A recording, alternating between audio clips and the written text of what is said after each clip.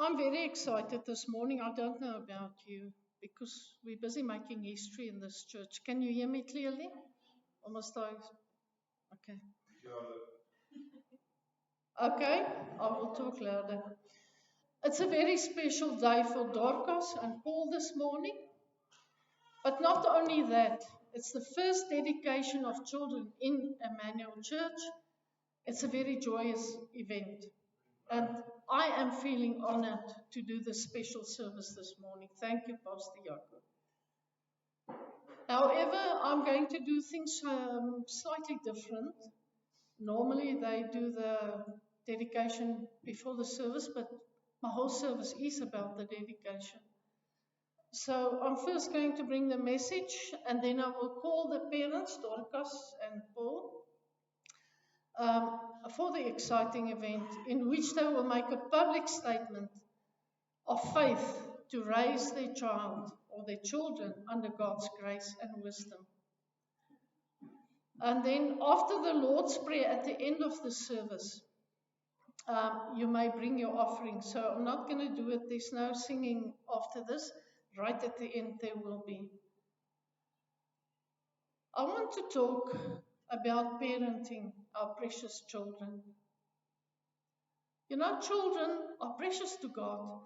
And Jesus warns everyone never to mistreat a child, despise a child, or astray a child. Now, if we read Matthew 18, verse 10, it says, "Beware that you don't look down on any of these little ones. For I tell you that in heaven their angels are always in the presence of my heavenly Father." Let me tell you, some people are really not scared to go against God's word. Because today, more than ever before, there's an onslaught on our children, a satanic onslaught like never before. Satan is no longer sneaky and sly, but he does it openly. He's blatant. He's ruthless in going after our children. That happens in the schools. I almost said the church, but that's not true. On TV, the games, sports. Now, we had the Olympics recently, and just to mention one thing, I don't know if you remember the male who claimed to be a female, who wanted to box against a female. Now, where on earth? What times are we living in? I don't want to go into that. Sexualization, gender confusion. If we mention the LGBTQ++, I don't know if there's another plus in the meanwhile, child sex trafficking, and the media is playing along. We're getting slowly but surely used to all these things. Because I'm mentioning these things and I know you know about it already, so we're used to it. It's nothing new. As a grandparent, I find it horrifying to watch the legal system working as an accomplice to break down the family, taking away the rights of loving parents. Like Pastor Jaco said last Sunday, you can't even reprimand your children without facing prosecution. We are still kind of lucky in a sense in South Africa. You might still get away with reprimanding your children. But countries like in Australia, you can clearly see the arrogant behavior of the youth. However, I don't really want to talk about how to punish your child, but we have to realize that the challenges our children are facing today is very different to the world we grew up in.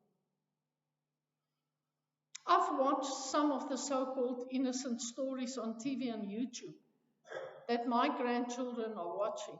I was horrified. There were themes, and I'm talking about innocent children programs, so the parent trusted that this will be something that is applicable, for that age. Then it came up, marry a demon, date a demon, and so it went on. Now the sad part is that the parents were not even aware of it.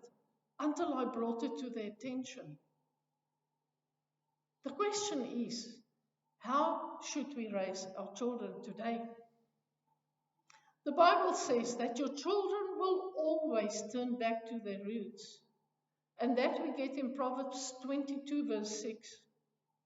Train up a child in the way he should go. Even when he's old, he will not depart from it. Now, did you know that your children were born for a time like this? Now, don't feel sorry for them or fear for your kids, because the world they are going to grow up in is not what it used to be when we were young. God created them and called them for the exact moment in time that they are in. Their life was not a coincidence or an accident. God has a plan for our children. Now, what is God's plan for the little ones? To be brought before the Lord. Remember Mark 10 verse 13, Jesus said that, permit the children to come to me, do not hinder them, for the kingdom of God belongs to such as these. Truly I say to you, whoever does not receive the kingdom of God like a child will not enter it. And he took them in his arms and began blessing them, laying his hands on them. God's plan is to protect our children. People are warned in Luke 17 verse 2 that it would be better for him if a millstone were hung around his neck and he were thrown into the sea, than that he would cause one of these little ones to stumble. God wants our children to know the truth. Deuteronomy 6 verses 5 to 7. It says that love the Lord your God with all your heart, with all your soul, with all your strength. These commandments that I give you today are to be on your hearts. Impress them on your children. Talk about them. When you sit at home, when you walk along the road, when you lie down, when you get up. Tie them as symbols on your hands and bind them on your foreheads. Write them on the door frames of your houses and on your gates. In other words, always and ever, timely and untimely. I remember my mother, and it used to be annoying when I was young. She always spoke about the Lord. Always. He was really the Alpha and Omega in her life. Now you as a parent must guide and correct your child, especially about the evil that they are exposed to today. Remember, even though your child is born for a time like this, you are also born for a time like this to be a parent in this time. What are your responsibilities as a parent? Paul Washer once said that your children will go to a public school. They will be trained around about 15,000 hours, and that in an ungodly environment. They go to Sunday school if they're lucky, and they color and draw pictures of Noah's Ark. And you think that's going to stand against the lies that are being told?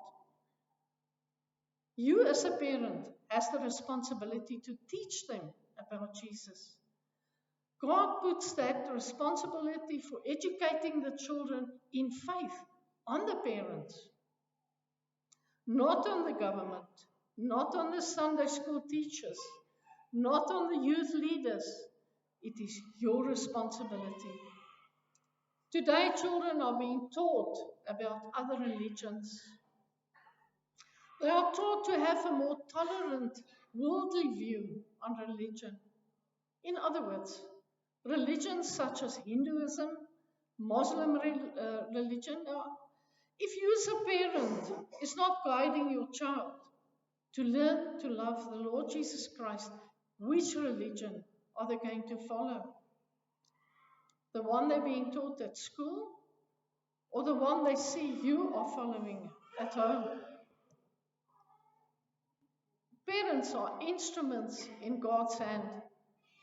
In Acts 2 verse 38, Peter replied, "Repent and be baptized, every one of you, in the name of Jesus Christ for the forgiveness of your sins, and you will receive the gift of the Holy Spirit." The promise is for you and your children, and for all who are far off, for all whom the Lord our God will call. So what does that mean? It means that the same promise is applicable to your children. This does not, however, mean that we must baptize our children. It simply means that when they reach the age where they are old enough to realize that they have to commit their lives to Jesus, they will also be baptized and also receive the gifts of the Holy Spirit. I wonder if you've ever thought of yourself as a preacher. Yes, all of you are preachers in a way. Wherever you are affecting somebody. Parents, grandparents, you are all preachers in your own homes. Now, I've read about a father who kept a jug of whiskey hidden in an outside storeroom. Now, it was his habit to go there every morning and get a little drink. And one morning, it was snowing, and he walked to the storeroom like he normally did. But this time he heard something behind him. And he turned around and he saw his little son behind him. He followed him in his footsteps because the imprints were there in the snow. The father asked, "What are you doing, son?" The boy answered, "I'm following in your footsteps." He sent the boy back to the house. He went back to the storeroom and smashed the jug of whiskey. He realized that he didn't want his boy to be following in his footsteps. Somebody in your home is following in your footsteps. Where are you leading them?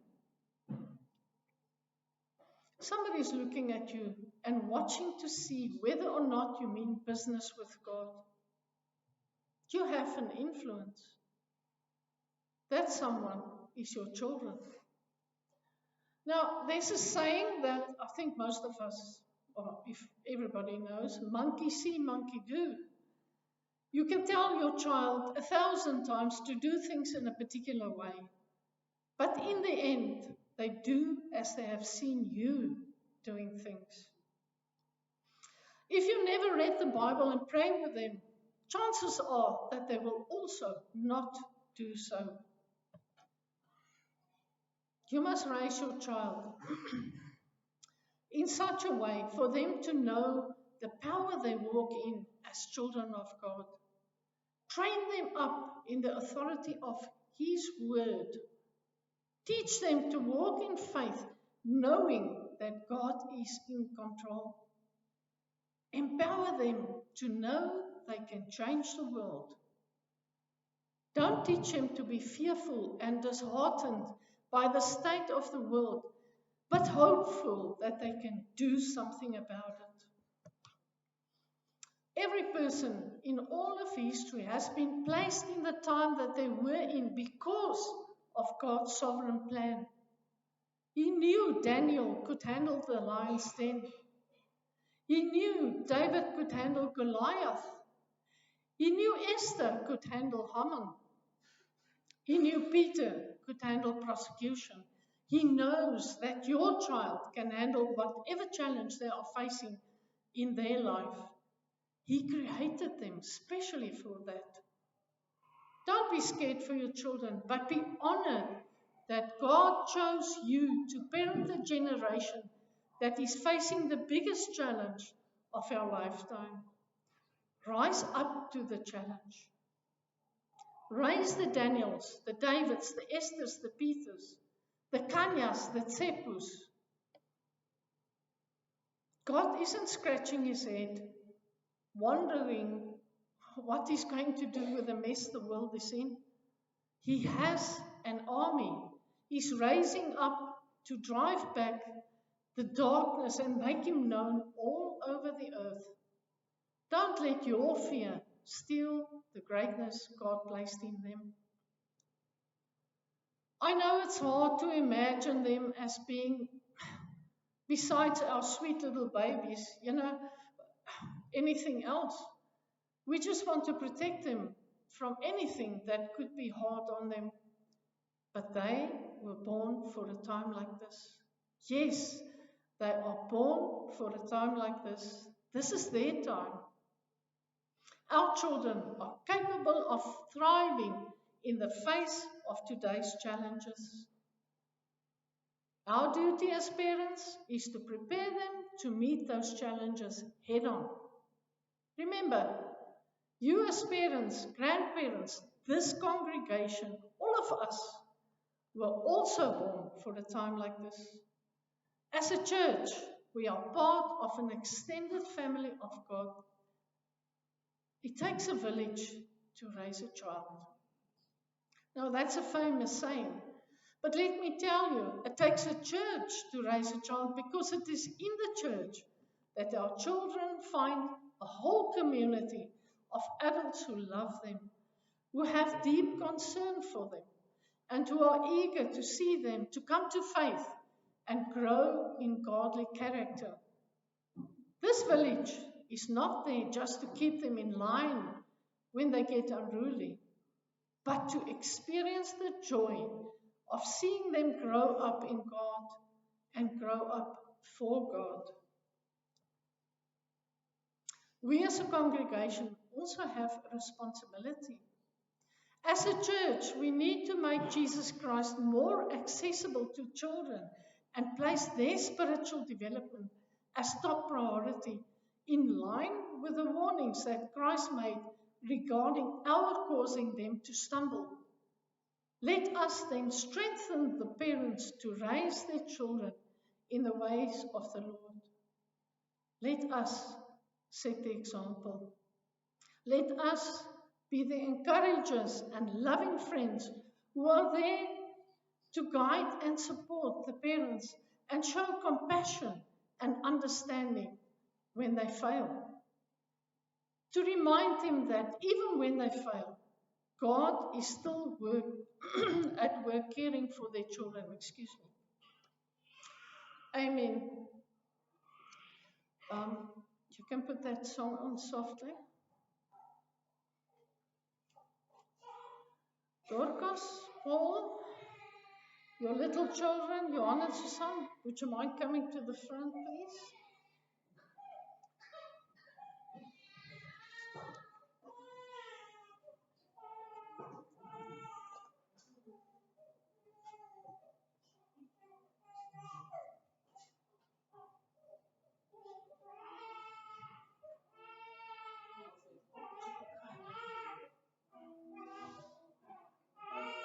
It's okay, he reminds us he's here as well. Okay,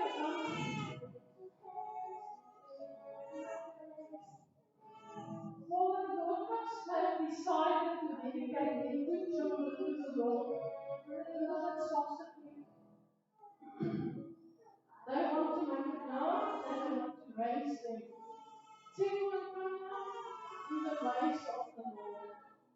Now, Paul and Dorcas, I'm going to ask you 6 questions, and I need you to answer them in front of the congregation. So I'm going to ask all 6, and then at the end you say yes. Or no. I hope you mean yes.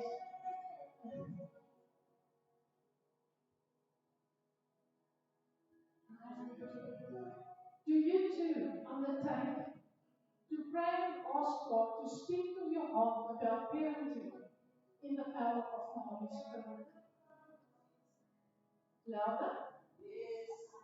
Ask Him to help you to learn to rely on you for help with your precious children. Do you undertake to set an example to your children? To raise them in the ways of the Lord? to allow the church to also help you to teach your children. And to do everything within your power and with the help of the Holy Spirit to lead them to be saved. I wanted to ask what you answered, but you said yes to each and every one. And I thank the Lord for that. Now we're going to dedicate the second first. And I'll make a nice certificate for you. Second, come stand here with me. Romans 15, verse 13. May the God of hope fill you with all joy and peace as you trust in Him, so that you may overflow with hope by the power of the Holy Spirit. Little second, believe God for great things. He has a wonderful plan for your life, filled with hope, peace, and joy. Trust God and enjoy a life of a wonderful hope, the assurance that God is in control and all will be well. Hope has the name Jesus.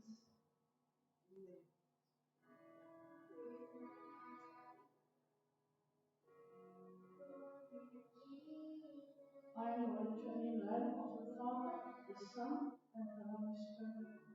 And may you be blessed, and may you be a witness for Him forever.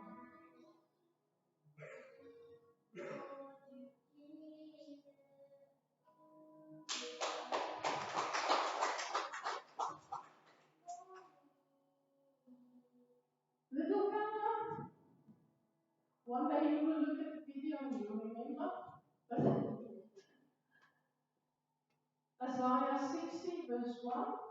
Arise, shine, for thy light is come, and the glory of the Lord is risen upon thee.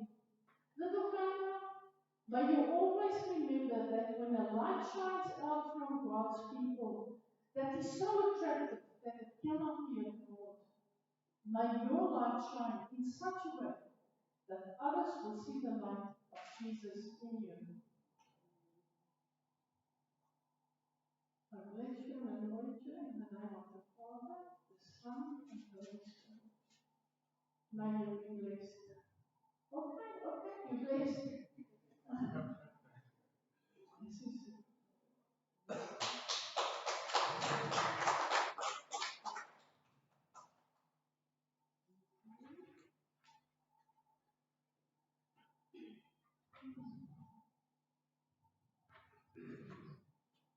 I want to talk to the parents now. Children are a gift from God, as I said earlier. And He is faithful to grant wisdom and guidance to those who are called to shepherd those in their care. So He will give you wisdom. Do not be anxious about everything or anything, but in everything by prayer and supplication, with thanksgiving, let your requests be made known to God. And the peace of God, which surpasses all understanding, will guard your hearts and your minds in Christ Jesus. And I want to bless the two of you as well. We anoint them in the name of Jesus. Father, the Son, and the Holy Spirit. In the name of Jesus.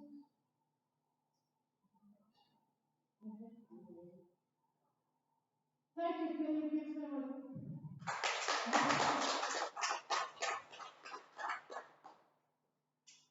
John, will you please pray for them?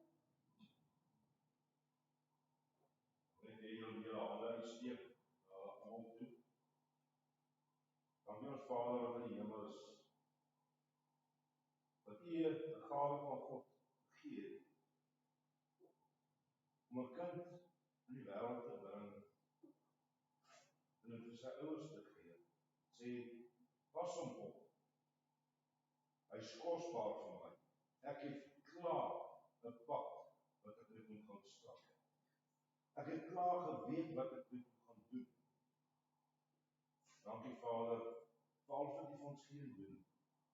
Seën hierdie familie. Wees met hulle. voor ons waar hulle gaan. Dat hulle beskerm en hulle ook waar. Vir hulle kinders klomp waar hulle gaan. Dat hulle altyd checkpoint kan reeds en hulle by hulle om hulle hierdie stikkende wêreld te beskerm. Ek bid vir ons gemeente, dat vir elkeen wat vandag hier is, seën hulle wees met hulle. Dankie Here, in die lieflike naam. Amen. You can go back to your seat.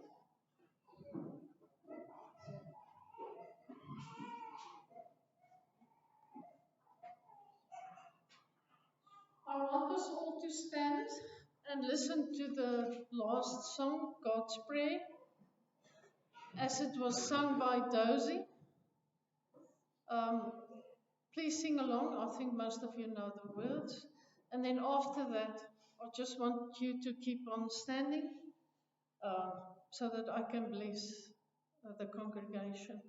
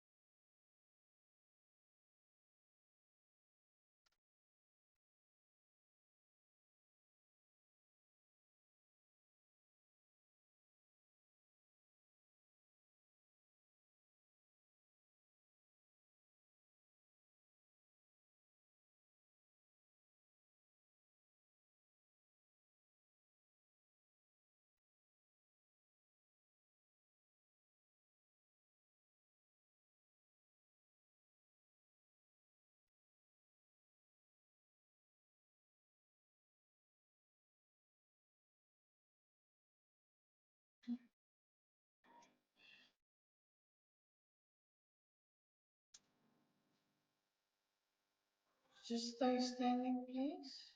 And after I've blessed the congregation, don't forget the box here in the front, please. May the peace of God reign in this place, and the love of God forever hold you tight. May the Spirit of God flow through your life, and the joy of God uphold you day and night. Thank you.